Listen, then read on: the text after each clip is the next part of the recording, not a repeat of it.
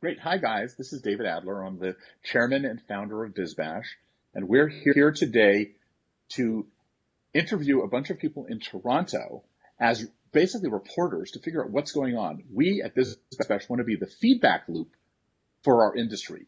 We are not experts. No one is an expert. We're an expert on what we're doing in our own worlds. So we want to find out from the scene what's going on and build on the innovation that we're hearing and what people are thinking about. Before I start, I want Ashton, our editor, to introduce everybody and to say a few words, and then we'll get the ball rolling.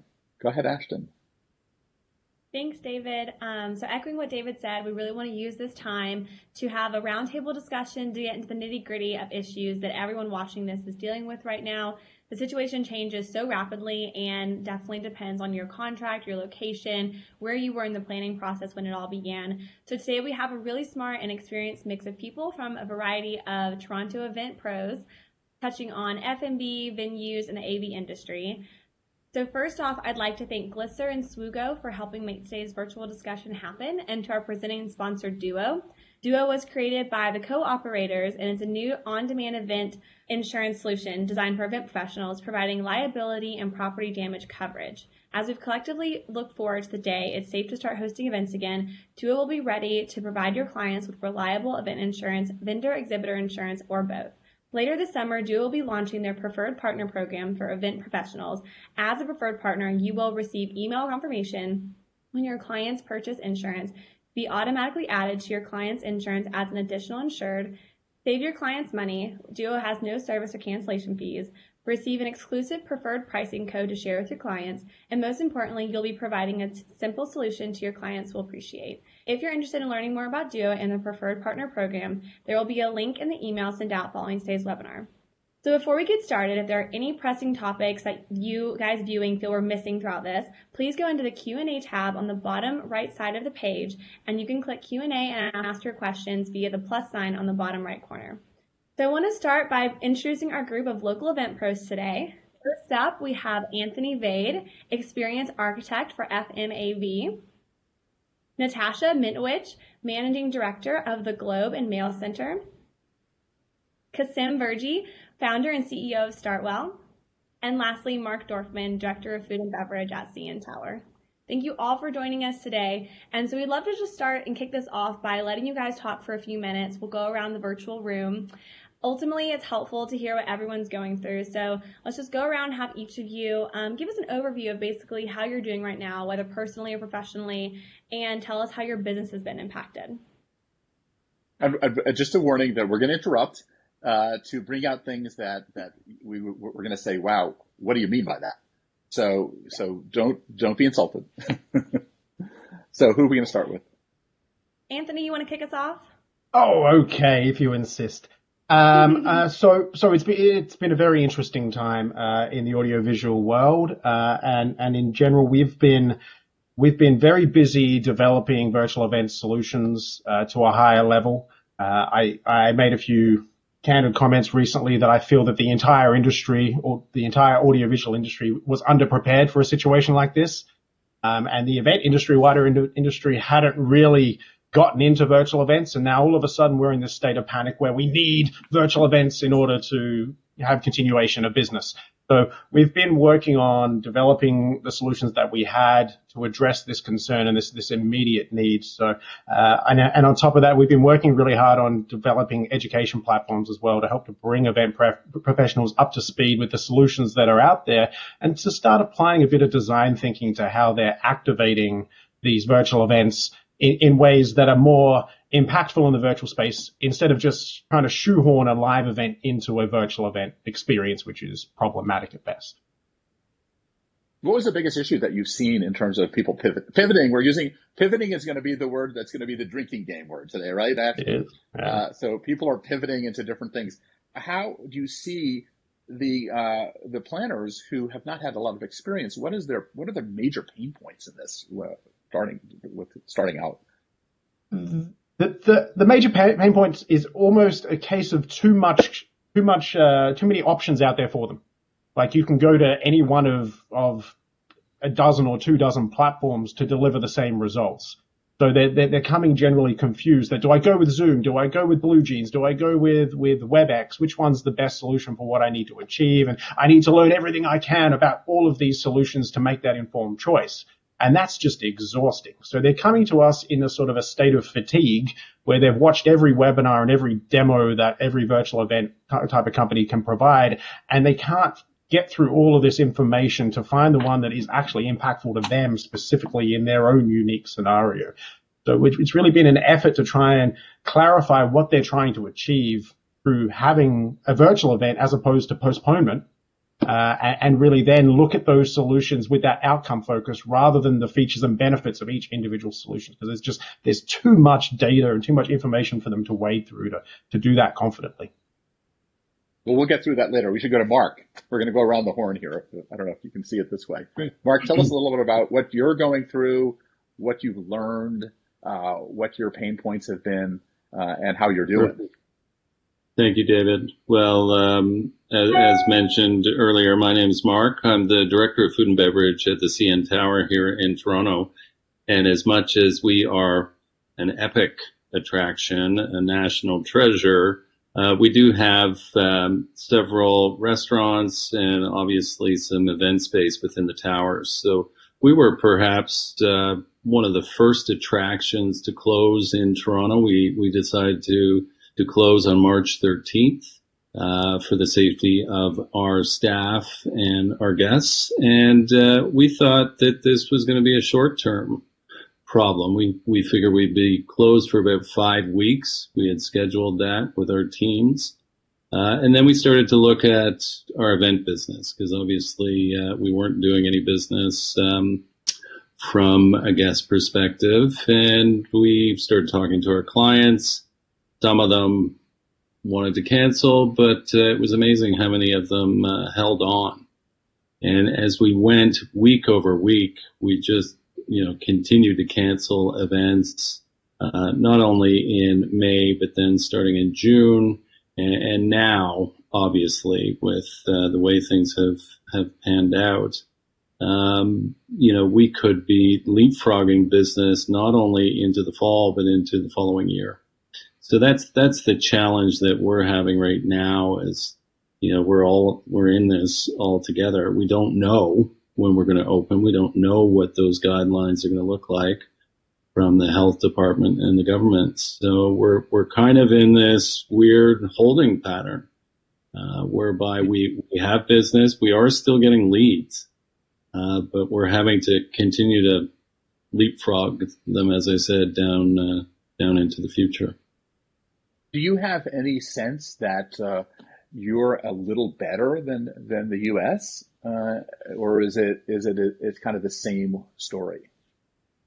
I would say as a country we're better off when you look at the numbers, but I would like to think that we're going to follow similar guidelines, not only to the United States, but we're monitoring Asia quite closely, what they're doing, as well as Europe and elsewhere in the world. So I don't know that we're much further ahead, but we do have the ability to learn from other countries as they start to resume. Can you give us any insights of what you have learned from Asian countries? I guess you've been studying it. What is your big takeaways on this right now? Yeah. Well, it's funny because most of the information that we're finding is with respect to restaurants. As much as we search on the event side, other than social distancing for events, we have no idea what the limitations will be. We're not receiving that kind of intel from abroad. So that, again, from a restaurant perspective, 6 feet, reducing restaurant sizing by 50%, very strict health and safety monitoring regulations, masks, gloves, shields, for some within counter service. So I got to think a lot of that is going to parlay into the event business. Buffets have closed. What does it mean for passing hors d'oeuvres in our industry? So we're looking very closely, but we're not really finding any answers yet. How about the one thing that with the CN Tower especially, how do people deal with elevators? I mean, you got people going in a tube all the way up. Yeah. I mean, what do you do? So again, the Canadian government hasn't released those standards yet. But again, observing around the world, we're looking at potentially 4 people in an elevator at a time in each corner. How do you clean an elevator each time someone uses it, or is it it's crazy? Yeah, we would have to cleaning all the buttons each time. Yeah, each time. So this is a massive issue. Mm-hmm. That's going to add a lot of complexity to what you guys do, especially. Absolutely. For a while. Mm-hmm. Yeah. We'll get back to I have a million questions for you, but I want to make sure that everyone else has a chance to talk first. And Natasha, your venue is unbelievably beautiful. Your facility, we've had some major events there. How are you guys doing, and what is your plan for the future, if you have one? Well, I think very similar. We closed down in mid-March. Can you guys hear me okay? Is this okay? Yes. Yep. Yes. Great. Go ahead. Yeah, everyone's video disappeared. So, we've been closed since mid-March. And very similarly, we are working very closely, listening to our clients, talking to our partners, getting feedback from other venues across North America. It's been amazing to connect with so many different other venues in other cities. And I think when you were asking about Canada, it feels like, especially in Ontario, we're going to be really cautious. So as a result, we get to learn from all of these other states, all of these other venues, all of these other provinces that are actually going back to normal first. So we get to take a lot of learnings. Yesterday I was reviewing like the Wynn Casinos guide in Las Vegas as to how they're dealing with the elevators and the slot machines and their performances. The state of Ohio, resources from so many different places as everyone now debates or tries to figure out, how does coat check work? If there's some kind of social distancing, what do you do with the coats? And in Canada, of course, in November, that's a critical issue. Coats are a big part of our experience at events, not having to wear one for the day-long conference. So we are definitely looking at some of those logistics. And I think we're also balancing that by listening and trying to get an understanding of just because we will be able to leave our homes and get closer, that's probably not when we're going to start having events. And when we start assessing what is an event, what is a live event, what's critical for that experience. When I think about somebody getting married, or I think about somebody going to do an in-person experience, I think, completely social distanced, 40 people in a venue that normally seats 300, not touching each other, everybody wearing masks, like that to me isn't an event. And will people come to that? So I think as we together figure out at which phase of this process are we going to be back, and hopefully it's much sooner rather than later. But I think we need to ask those questions as well.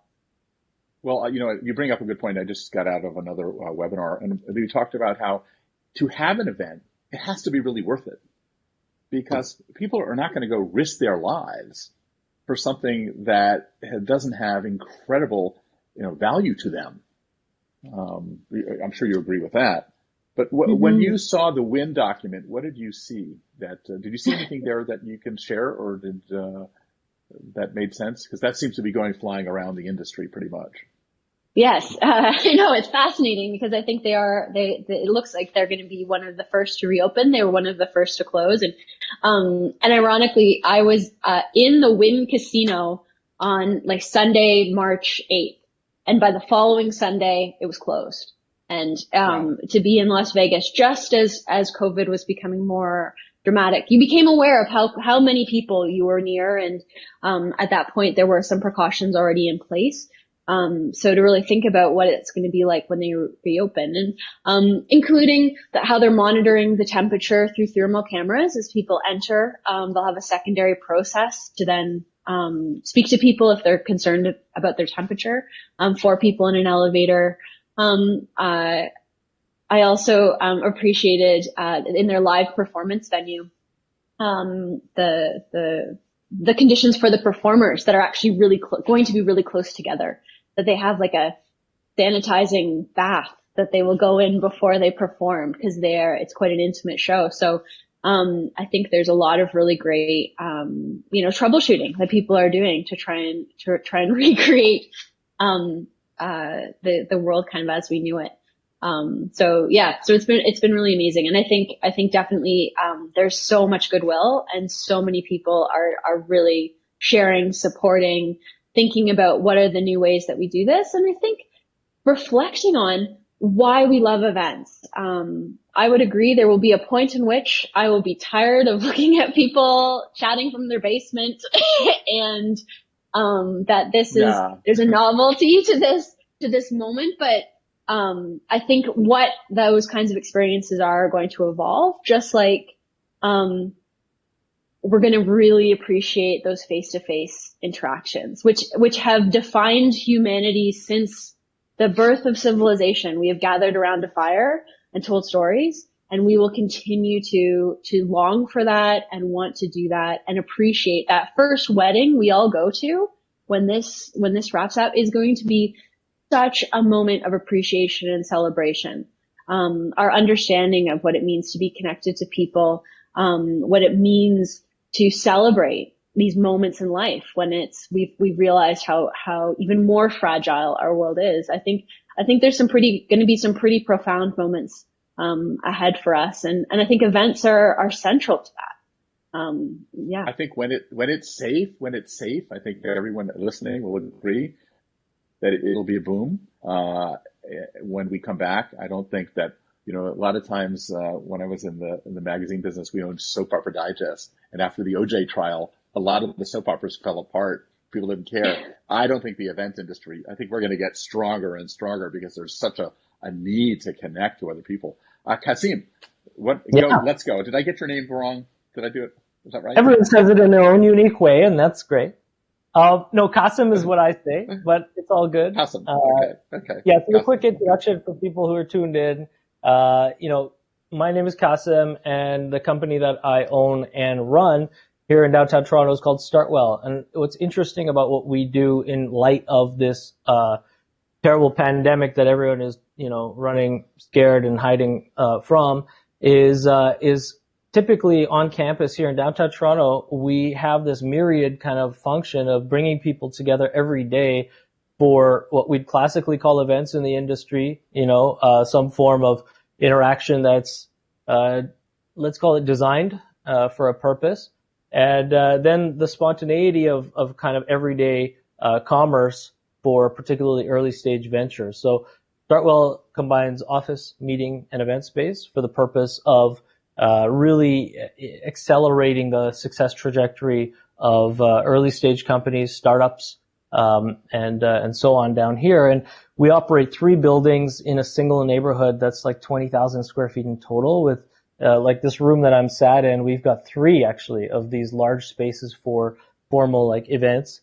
But yeah, how it's affected us is just like everyone else who's an owner operator. I mean, as a small business, we're caught in an awkward situation. Fundamentally, I'll do the kind of recap, the historical recap like everyone else did on the realization story of March, right? Like initially, in February, I had reached out to financial backers to say, hey, I know something's coming down the pipe and we need to be prepared as a business.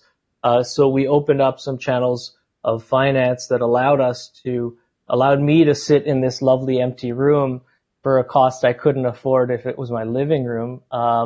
But during the period, so we raised a bunch of debt and put our company on the line to stay operational in a sense of not only through the pandemic and figuring out why we're relevant to first line, kind of people. And I'll speak to that in a second, but also why post-pandemic our model is not only important, essential to Toronto, Torontonians downtown, and the companies that we regularly service, but to stand for a new model, I think, of how space will be used, which is kind of taking this conventional use case of like, ballrooms and meeting rooms and all these different kind of like space designations out of the picture to redesign human interaction around a more innate natural flow.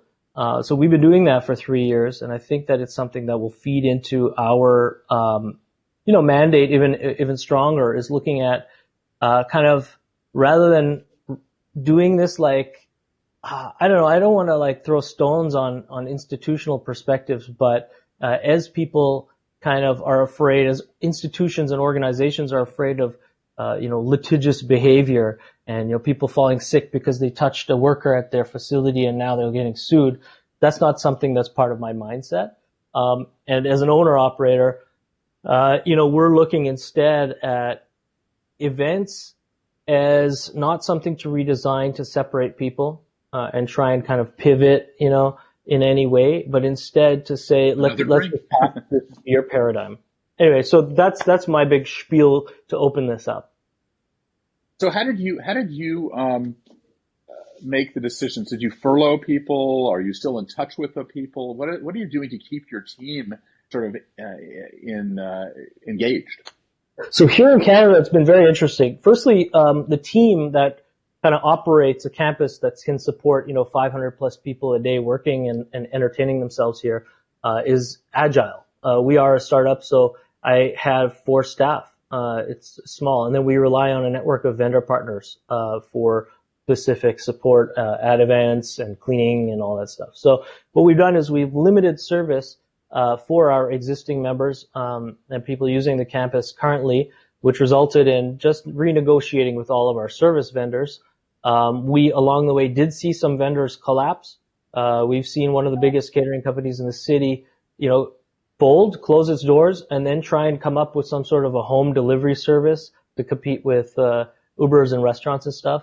So they're not coming back to us anytime soon to support any events, even if they happen. But with respect to staff, what we did is, to stop the bleed, we needed to cut costs at all really of all sections of operation. And for me, that meant, of course, our rent is the highest cost that we have, and we can get to what that means for commercial businesses through this period in Canada. But otherwise, it's employment. And essentially, we had to furlough people, but it was a negotiation with them, or rather a conversation that was not something to be scared of. The idea was, hey, if we're here on the other side of this, come on back, and everyone was cool with that. They basically were in touch, and they half of my staff have got other jobs already, and they're gigs. So when those gigs end, they look forward to hopefully coming and participating in our operation. Great, Anthony. Let's go around the horn. What have you done with your employees, and give us a little background on the Canadian safety net? Yeah, sure. So, and I'm by no means an expert on that, but I can go a bit broader than that, because we have 12,000 employees, more than 12,000 employees around the globe now. So we've had to really take an approach where we address each market independently, as different regulations open up in different areas, and there's different processes you need to go through to get funding. Sadly, we did have to furlough a lot of our employees, especially those servicing our hotel and venues division of the company. But we tried wherever possible to give them the appropriate avenues to get whether it's employment insurance or whatever's relevant in their market. And our human resources team has been there and accessible to them. We've kept a lot of communication going, both on a global level and then with individual teams, and make sure that they're up to date on what the legislation is and how they can action that and who they need to communicate with, and provided avenues for them to have that two-way dialogue with us and with people in other markets too, so they can learn how Europe's addressing this from a personal level, not just a corporate level, and make sure that they keep that human interaction going.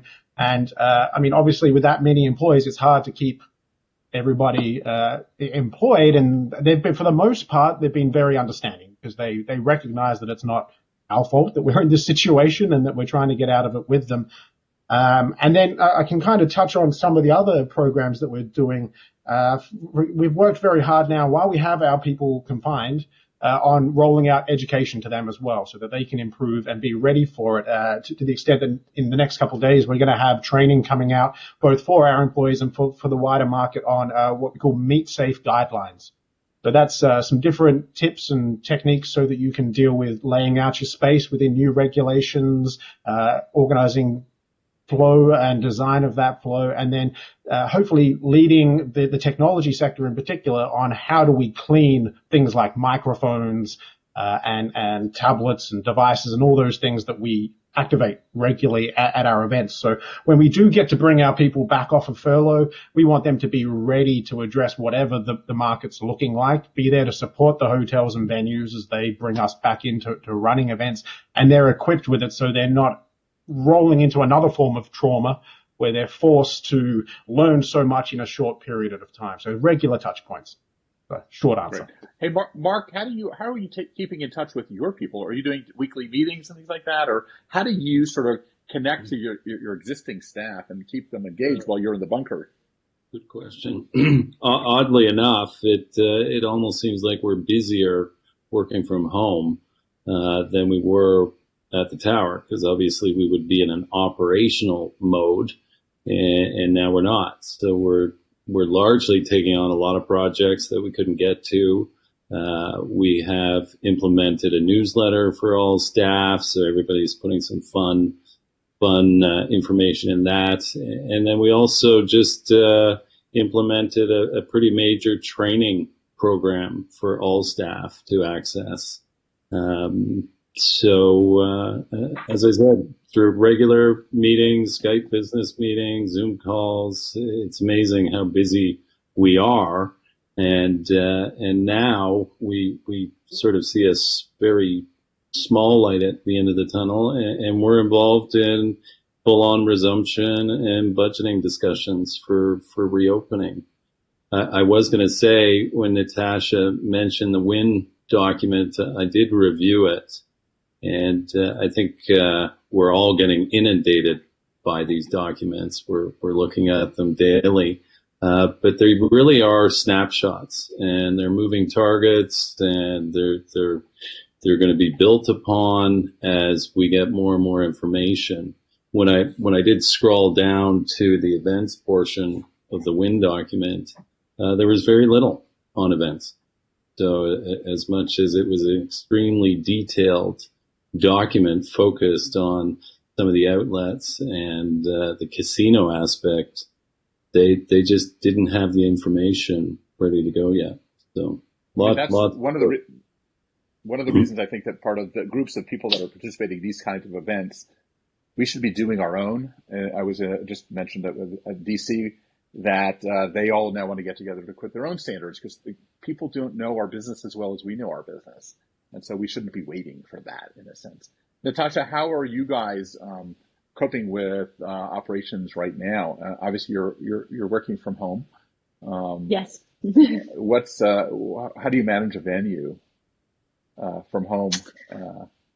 Well, I think one of the things we very quickly really looked at was how do we keep the building healthy? What is required?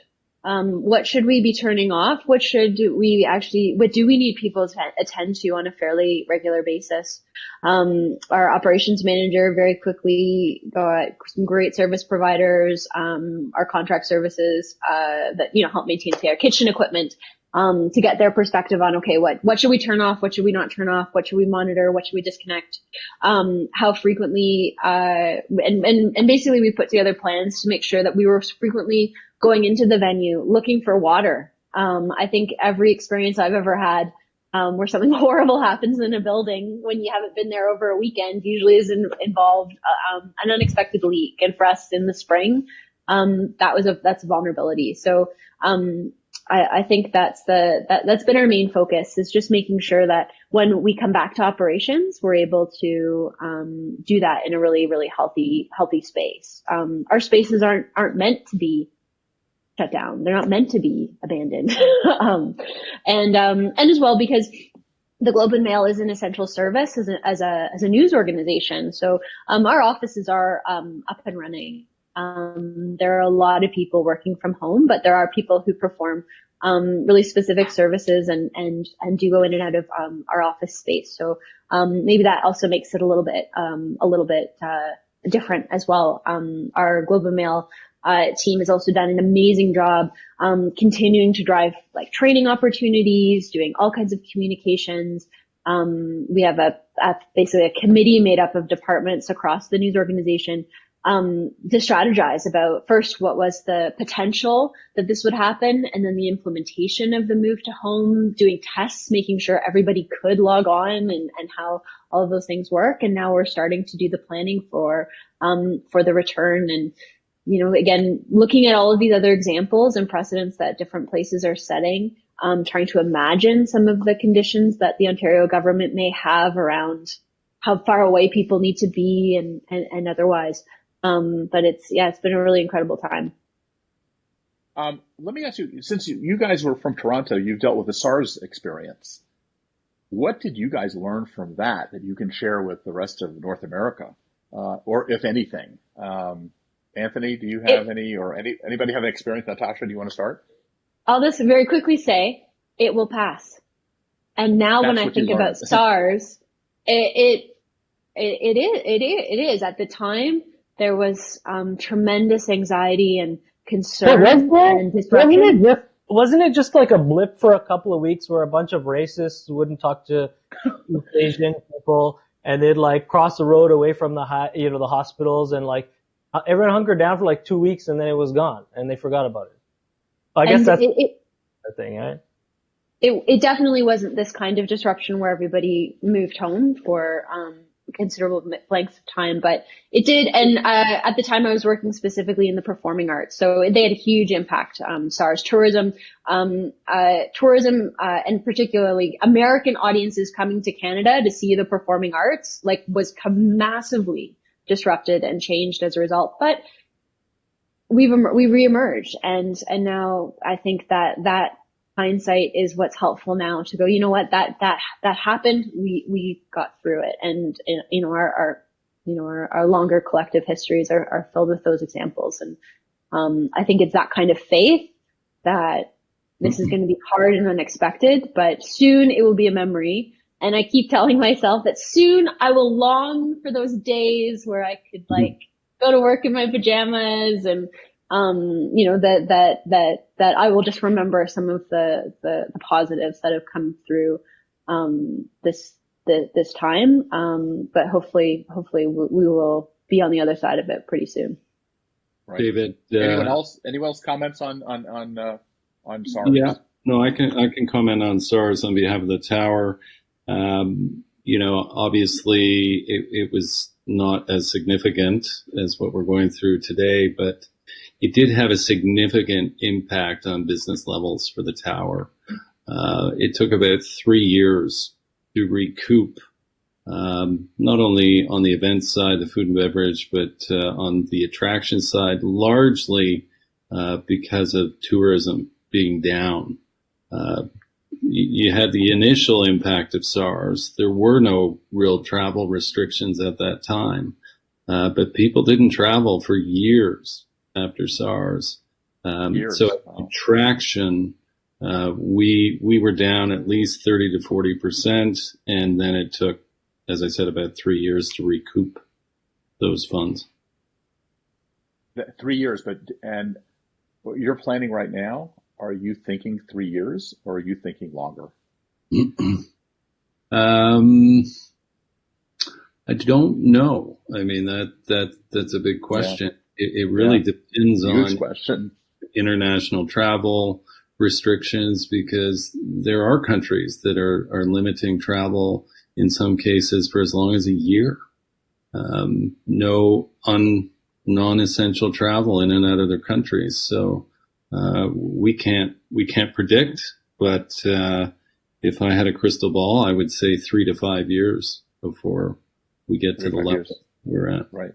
But don't forget, we're tied very closely to the tourism industry. Oh, yeah. Anthony, do you have a comment on SARS? At the time of SARS, I was on the other side of the planet, as you can tell by the accent. I was living in Australia, so Australia is both in a literal and a metaphoric island. So they didn't really get affected as much by SARS. So I can't really comment to what that was like here or there for that matter. Do you think that that the fear factor, I know here in where I'm sitting from, you said that Americans were not going to go anywhere near Toronto.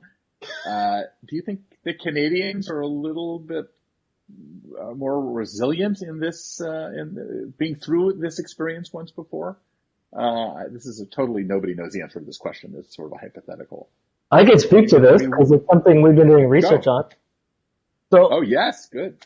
Yeah, I think the topic is fascinating. I think the context within Canada is particularly unique on a global level and interesting to me, being someone who has lived and worked all over the world, including in South Asia and India and in East Africa, where I still have living links and communicate with businesses and family, dealing with a whole different side to this problem that in North America, with our local myopia, we often don't even speak to, which is population density and the powder keg situation of exploding, pandemic reality where there's denser, poorer segments of society. But without going down that rabbit hole for this conversation, I think fear plays the major part in, or has played the major part in restricting people's embrace of societal values, and those being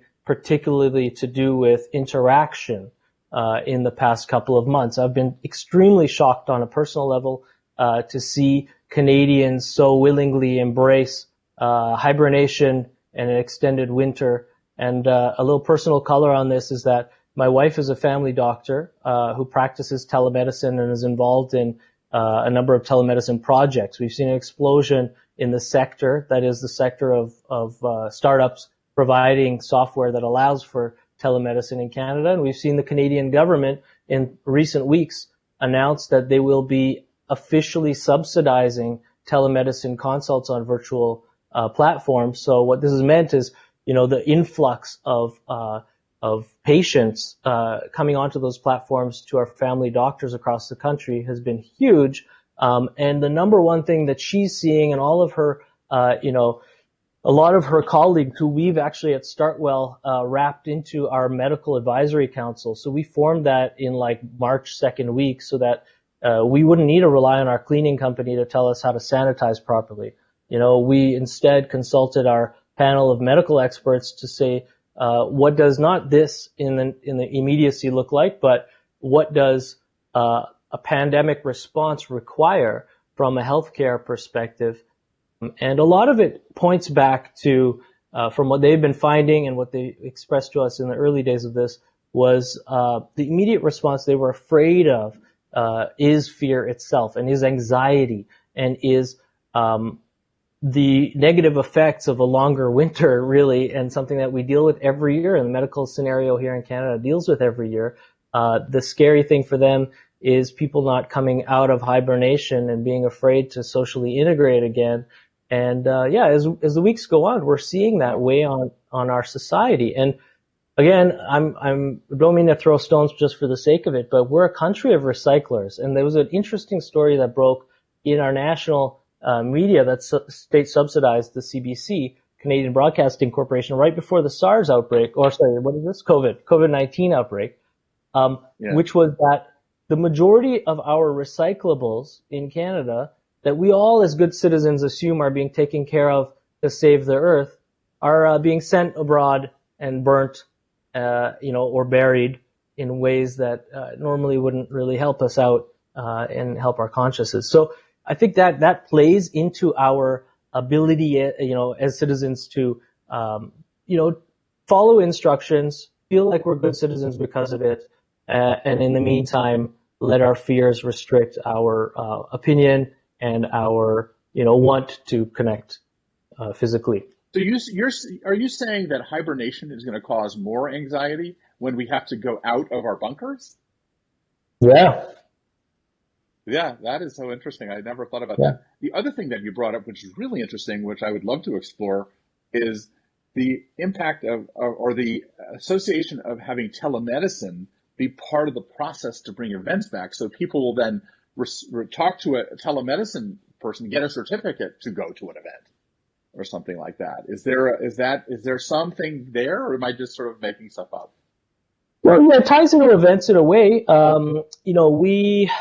We've, again, tried to take a holistic angle on this on campus here at StartWell to say, primarily, okay, look, we're office event and meetings, right? That's what we offer. So our office tenants, we had a lot of people leave, a lot of customers fold.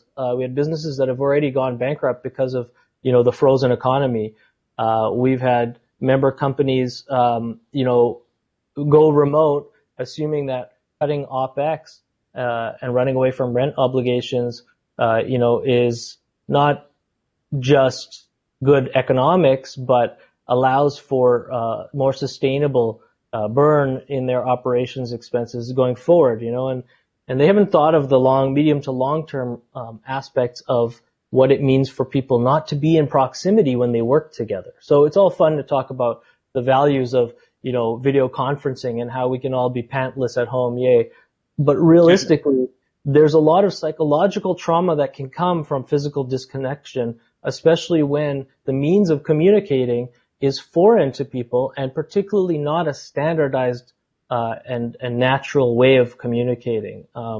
So without going too far into that, the kind of using medical doctors and clinicians and researchers in the field of digital communication for the practice of medicine has been very interesting and enlightening for us, because we've used it to not only offer new services to our members who are at home temporarily, and offer them as a service of StartWell telemedicine, but also to be able to test our space platform for a new type of customer, and that is a medical customer, which is interesting. And it plays into the events business as well as the office space business, because we've upgraded all of our teleconferencing equipment on campus. At the back of even this room, we have this amazing setup for doing live streams, and we have a lot of medicine being practiced on campus now, and we're testing small groups of people coming together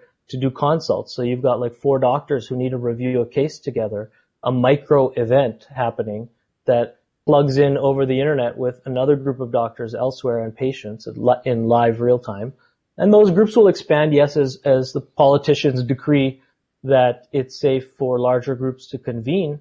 But yeah, I think that's kind of the extent of the medical thing, is we're testing them as customers, but at the same time using them to satiate fear or set minds at ease. And to that point, what I think is going to be really interesting in all of this is, how do we look at policing of behavior versus our individual responsibility to protect others around us. So whether we're testing temperatures before people walk into the event, or can we build it into our psyche that if I'm sick, I don't go to the event, whether it's COVID-19 or I've got the common cold. Because how many times have you gone to your office and there's a person 2 desks over from you coughing up a lung, and you say, why are you here? Why aren't you at home? Oh, I couldn't miss today.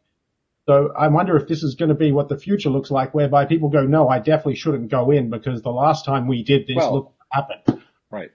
Well, the telemedicine thing could be sort of the bridge. It could be really an interesting bridge for people to connect with. What other innovations, before we go into questions, have you heard sort of blow your mind innovations that you want to speak about that you think other people should know about? Natasha, you heard anything things that you would do that oh my God, I've got to do that, other than the wind report, let's say? Well, I think in terms of the space of virtual events, I've heard some really interesting things about what people are trying to explore in the various platforms, like the cocktail networking casual equivalent. How do you utilize the different software and parts of the platform? I think there's been some pretty interesting things there. I also have really appreciated some of the things our various partners, vendors, planners have been doing I know that there are a number of planners that participated in like a virtual floral design day where one of our top event florists sent everybody flowers, and then the next day taught everybody how to do arrangements. And I think we know a lot of our caterers are doing all kinds of meal delivery. Planners are also coming up with different ways to offer services, smaller services in people's homes, even virtually, or sending kits. And I think all of that is really awesome. I mean, it's the kind of thing where there'll be some version of that will definitely live on beyond this time. And I think, even for in our own work, there are some activities that we're just not doing. So we have some more space, I think, as Marc was saying, to pursue some of those projects, some of those like tedious infrastructure admin work that has been really important to do, that we can make sure we tackle, but also like try things. And that's also been very positive. Marc, have you seen anything that you want to that would blow the people's minds that they know about it? I keep hoping I'm going to find those things, especially as they relate to the event business. As I said earlier, I think we've all been scouring the internet just to find that next new innovation. But why wait for innovation? Why not create it? So I've tasked my team through brainstorming sessions. What is the event of the COVID or post-COVID future? What is it going to look like? If you can't do buffets, if you can't pass hors d'oeuvres, how can we do it differently that makes sense? And as you alluded to earlier, David, you said, you know what? Why wait for the government? Let's try and create some of these processes ourselves and present them when it's appropriate, and see if we can't make it work. So we're going to try and be innovative in our own space and not wait to find out if someone else can do it. So more to come on that. That's the key. That's the key, Anthony. So I pushed go on my first webcast hybrid meeting back in 2004. I can tell you 6 months ago, aside from a couple of new platforms, the strategy wasn't any different. So the thing that's really exciting me is the way that event professionals are starting to take a different approach to how they design that virtual event experience. And they're really looking at, and they're starting to recognize that, yes, we need to deliver the content in this way, but it presents a new opportunity to create a different kind of online community around their topic and their subject matter experts and their community of practice.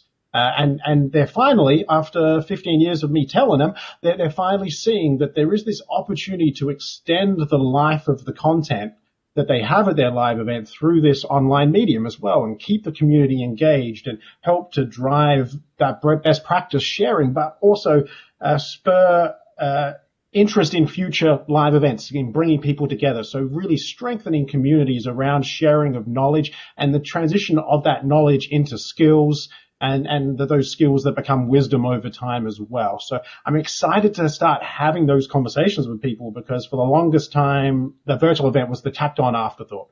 It's that, oh yeah, we'll do it for the 15 people who can't turn up. Whereas now they're starting to go, if I have a 1,000-person conference, I can actually make this touch 10,000, 15,000 people.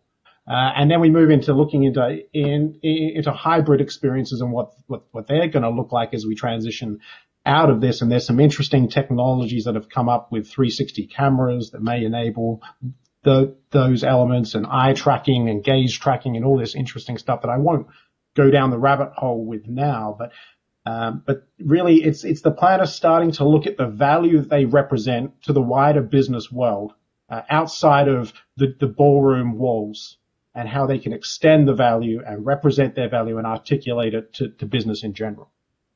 Do you think that my sort of thing is that I think the conversations are now more important than PowerPoint presentations for an hour, and that it's absolutely kind of what we're doing here, where it's not as planned out, so that you can't predict anything, and that the facilitator becomes more important than ever, and the quality of the content becomes more important than ever, to make these things even viable. Go ahead. Yeah, well, David, it's about multilateral communication and the free flowing exchange of information. But this is something, we've been working with for a while on like collapsing this expectation of presentation, of linear narrative. It's ludicrous to me. I mean, I sit at a place where every day people are talking about bleeding edge technologies, but it seems ludicrous to not only me, the community here, to continue to engage in like one-way presentation of information when everyone in the audience is either like bored to death, focused on something else, on their tablet, or they're already 10 steps ahead of the person on stage and they're like, oh, this is, FML, this is a waste of my life. Right. So what I really am a big fan of, something we've been working on here, because we have multiple rooms that people could, in a classic sense, break out into on campus. We're even doing it now in small groups with the medical professionals we're working with. But the idea is micro formats. So we're really big on, in the next few months, promoting a new type of event format. And as a venue, for all our listeners, I think this might be interesting if there's other venues out there, is essentially informing the nature or the design of events going forward is going to be important and incumbent upon venues, as opposed to saying, oh yeah, come here and put tinsel on the wall and do a photo booth corner. Like that doesn't fly anymore. It's like, how do you use the space properly, not just for sanitation and physical distancing. I don't like social distancing as a phrase. I think it's wrong. But I think, so micro formats where people are coming together in small groups, and then either musical chairsing to exchange in between, or you take like 4 different groups of 4 people and then live video conference them together, even though they're at the physical space in the same place. So they're totally agree. Totally agree. And, we've had a conversation that I believe event organizers are no longer event organizers. They've got to be collaboration artists. That is the key, because it's no longer about the tinsel on the wall. Yes, it should look great, should have great decor. That stimulates thinking in different ways. So everything is more purposeful. And I think that's what's going to happen. Ashton, let's go to some questions, and then we have a great last question that Ashton will ask us. Wonderful. Any questions? Okay, so first up for the questions from our viewers says, do you think venue availability will be limited in the fall of 2020 or early 2021 because of everyone who is postponing their events? Should I book now or delay? And we can popcorn, so whoever feels led to answer the question can go for it. I can pop in and say I would book immediately, and I can say that our fall is currently the busiest fall we've ever had. Every minute of every day, there's something happening. It was already a busy fall, and then we've had a lot of the spring events move. So, yes, if you are planning to do something in the fall and want to go ahead, I suggest, trying to find a space to do it. I think as well, it sounds like a lot of venues are trying to figure out what their plans are.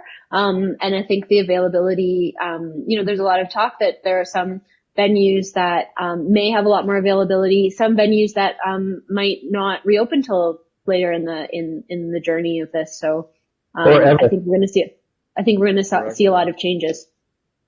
Yeah. Yeah, I would say, just to add some color to that, just be careful if you're booking advance, or not be careful, but be cautious when booking in advance.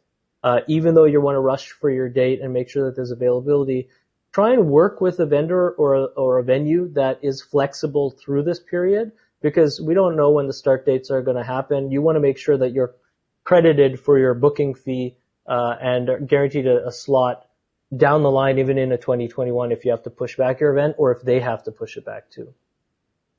Also, financial viability is going to be important. I mean, the people are in cash flow craziness right now. And so you're going to give a deposit. They're going to use the deposit for operating. Right. So how do you save yourself? How do you make sure that you're making the right decision to preserve your economic viability of your event? Another question, Ashton. Yeah, next question. In hospitality, we potentially need to set up meeting and event space 6 feet apart. So how do we change our approach to be safe but not get too extreme? Nobody has the answer to that one. Who wants to take a shot? right or wrong answers to any of these. Marc looks like he's about to say something. No, I was going to try. You know, I think it's pretty easy to set up a room with people 6 feet apart.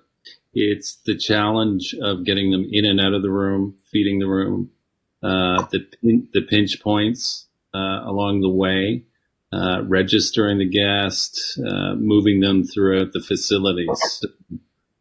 Bigger conversation, obviously, once we get more guidelines in place.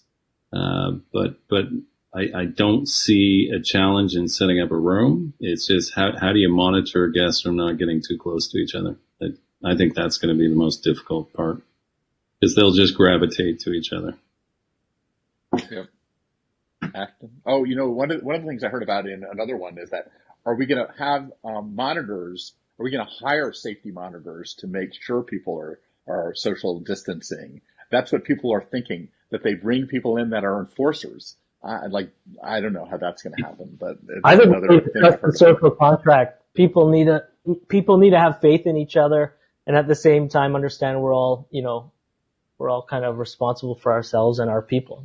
But yeah, who knows? Ashton, That's easier said in some places than others. Exactly. Spring break comes to mind. Yeah. Yeah, so piggybacking off that question a little bit, when live events do start to happen again, and that first phase begins, what will it look like? Will it look like very small groups? Do you think it's going to be a hybrid of virtual live? David, I love your take on the hub and spoke method. What are your thoughts on that?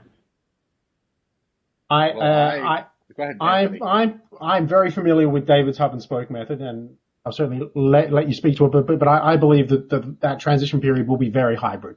It will be smaller groups coming together, because we can do exactly that. We can manage 100 people in a venue better than we can manage 1,000 people in a venue. So it's that flow that's going to dictate that more than the technology. And we now have this comfortability to be able to link places up. And we have hopefully the infrastructure in the venues to support the bandwidth and all those things.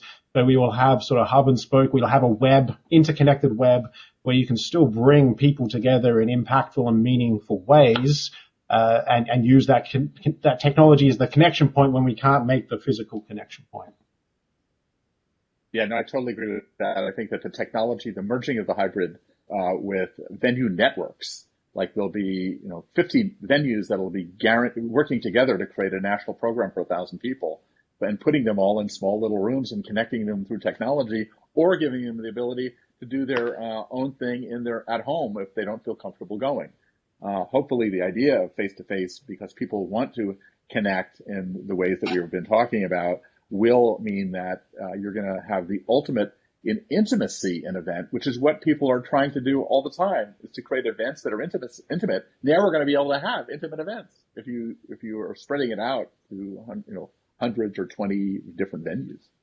And then using the concept I use, if you do Magic Leap, for example, does this thing where they design spatial computing is going to change everything as well. Because spatial computing will allow you to design an entire room, and then you can duplicate that room in hundreds of other places. And so imagine walking down the hallway, and your trade show is the hallway, and you can walk into a booth that's just on the wall every 6 feet or something like that. I mean, I think that the future is incredible with what this can pivot us to. We are going to go through a very painful process of getting there, though. And further to that point, I can tell you that people within my organization are working very closely with venue associations. So people who, these associations that support hotels and venues in particular. And we're working with an organization called AVIXA, which is the main audiovisual integration association. So they provide all the technology that gets installed into these venues, and we're working with them around the infrastructure to support the hybrid model. So how do we get IT systems to such a state that they can facilitate this pushing of data in big ways, and that includes as we head towards 5G. And by the way, anybody who still thinks 5G is the problem, it is not, so calm down. But as we head towards 5G being widespread, then we're going to get into that augmented reality experiences and allow us to bring additional content into the virtual content into the real world, which is a really interesting thing. And I hope the event planners and the end stakeholders of the world are going to be more willing to try those new technologies because they've just spent 6 to 12 months experimenting in something that they were very uncomfortable with and had some positive outcomes from it. I think to that note, it's not just about how you connect people, but it's about how you capitalize on the potentiality for value creation in using digital media to connect people. So for all the event planners and producers out there watching and listening to us talk, we're going to publish something, I think, hopefully, maybe we'll put it through BizBash, otherwise definitely on StartWell's digital magazine, that gives a few kind of just gives you a picture of the new opportunities for creating value for your customer by digitizing events, even if they're hybrid and you're still physically bringing people together. Content capture, alone, and then how you disseminate that content, or pre-capture content for an event that you can roll when people are back at home and have thought about experiences, all that kind of stuff will make events more of a kind of a living context by using digital and give your clients value. So the monetization question is still another point, and there'll be a whole new economics That's of event. Yeah. One of the things that we want to do is eventually bring this group back together in 6 months and see where we are. Because this is, right now we're in this, who knows, but we may know more in 6 months. Ashton, do you want to go to the last question and then we'll wrap it up? Yes. Thank you. Yes, as we wrap up, I just want to give a quick shout out to Duo, Glisser, and Smugo today again, just for helping us host today's virtual discussion. We really appreciate y'all's sponsorships and partnerships. And last question, we always love to end on a positive note. And so I would just love to know what y'all are doing to stay inspired, and just kind of free your mind, stay positive, whether you're binge watching Tiger King for the second time on Netflix, or you've found yourself in a Pinterest hole. Just what y'all are doing to stay optimistic and positive during this time. Anthony. Okay, I'll go first. I am connecting with as many human beings as I can. While I have this captive audience in their basements locked away, I have been exploiting my global network with a great excuse that, hey, while we're trapped, we should have a conversation. So I'm chatting, as I said, with people all through Europe and saying, what's it like for you and what's the future look like? And then just grabbing all this inspiration from them and seeing how that relates to Toronto and Canada in general and trying to plan what that future might look like. Do you know one thing? This is one thing funny about that. When you talk to people now, people don't want to hang up. Where years ago, months ago, they want to get them off the phone. Now they go on forever, right? Yeah, it's great. It's fun. Marc? Learning how to bake bread and then having to ride my bike twice as far to burn it off.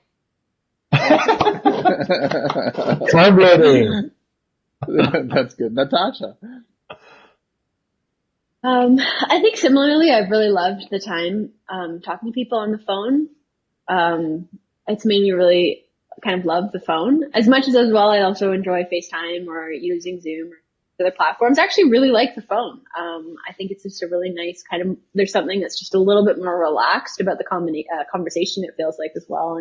And there's been so many people that I've never had as in-depth a conversation with, that over the last couple of weeks, I feel like that's been a huge, huge highlight. I'm also really into cleaning now, and I'm finding it very satisfying. I'll now clean for 8 straight hours. It's and kind of I love it. Just some bit, but I think because it's also physical, and I think exercise has been great too. But I've just appreciated I've appreciated being physically active in a way that I took for granted in my old role. We're walking constantly, you're chatting with people, you're moving stuff, wine arrives, you're just always moving.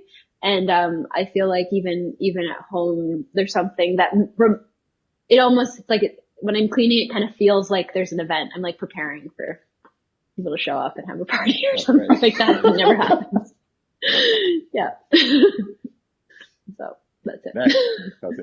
So I'm doing two things. The past few weeks I've been really focused on two things: to stay sane, stay healthy, stay focused. Particularly when I say healthy, I mean mentally healthy, and just like stay really kind of inspired. And that's not by avoiding fear, anxiety, darkness. Instead, it's the opposite of that. So the first thing that I'm doing is I kind of created this StartWell digital magazine on our website, and what that is a mixture of like audio content, video content that I'm capturing. So I'm actually online and in person interviewing tons of Canadian entrepreneurs here in Toronto, dealing with trying to stay open during the pandemic.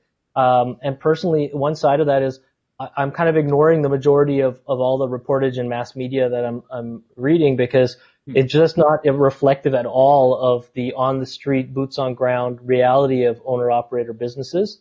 So that's something that we're publishing a lot on, and I'm spending a lot of time speaking one-on-one with business owners about their realities and also their vision for their industry and their own business in the next whatever time period they can perceive.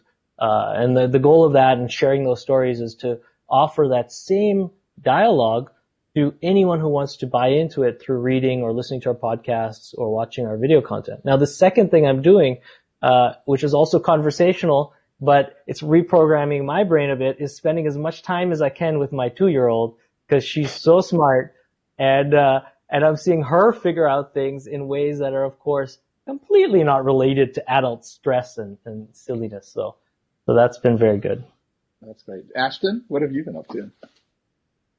I have become obsessed with YouTube workout videos, and I have a sunroom that I never transformed into the coffee room that I always wanted to. So it's now my workout room.